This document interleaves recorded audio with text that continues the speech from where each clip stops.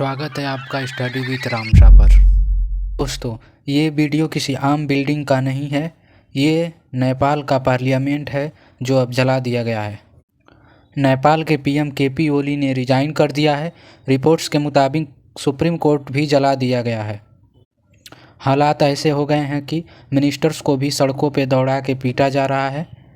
ये केस बिल्कुल बांग्लादेश वाले प्रोटेस्ट जैसा हो गया है। आइए देखते हैं ऐसा क्यों हो रहा है और इसका इम्पैक्ट इंडिया पे क्या पड़ने वाला है।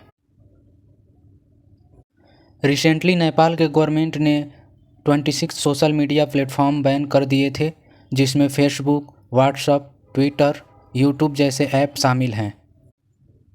नेपाल गवर्नमेंट का मानना था कि सोशल मीडिया से मिस इन्फॉर्मेशन फैल रहा है और नेशनल थ्रेट का इशू बढ़ रहा है। लेकिन जेएनजे का कहना है कि गवर्नमेंट ने ये स्टेप करप्शन के खिलाफ उठे आवाज़ को दबाने के लिए उठाया है। ऐसा इसलिए है क्योंकि कुछ दिन से नेपाल में नेपोटिज्म और करप्शन के खिलाफ प्रोटेस्ट चल रहा था, जो अब विकराल रूप ले चुका है। इस प्रोटेस्ट को जेएनजे प्रोटेस्ट कहा जा रहा है। आपको बता दूं, जेएनजे जनरली 18 से 25 के उम्र के लोगों को बोलते हैं जिनका बर्थ 2000 या उसके बाद हुआ है। तो जेएनजे सड़कों पर उतर आए। उसी बीच पुलिस फायरिंग हुई, क्लेश बढ़ते गया और इस वायलेंस में 19 लोग मारे गए और सैकड़ों लोग इंजर्ड हुए हैं। बहुत प्रेशर बढ़ने पर नेपाल की गवर्नमेंट ने तुरंत सोशल मीडिया बैन हटा दिया। विक्टिम के परिवार को कंपनसेशन अनाउंस किया और एक 15 दिन की इंक्वायरी कमेटी भी बनाई गई है।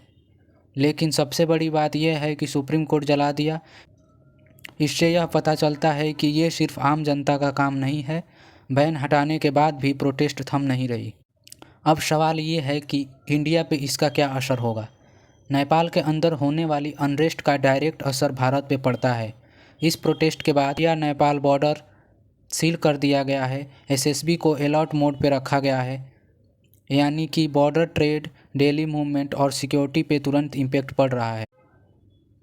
और अगर नेपाल अनस्टेबल होता है तो इसका फ़ायदा चाइना उठा सकता है, जो हमेशा नेपाल में अपना इन्फ्लुएंस बढ़ाता रहता है। चाइना नेपाल में अपना मिलिट्री बेस बनाना चाहता है ताकि वार के टाइम इंडिया को काउंटर कर सके। इंडिया और नेपाल हिस्टोरिकली बहुत क्लोज रहे हैं। ओपन बॉर्डर पॉलिसी, ट्रेड और कल्चर टाई दोनों कंट्री को एक दूसरे से जोड़ता है। लेकिन बॉर्डर डिस्प्यूट जैसे 2020 का मैप कंट्रोवर्सी और चाइना का इंटरफेरेंस ने रिलेशन को पहले से थोड़ा ख़राब कर दिया है।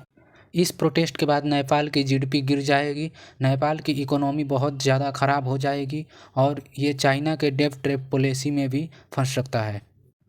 अब देखना ये है कि इंडिया नेपाल के साथ कैसी अपनी डिप्लोमेसी हैंडल करता है।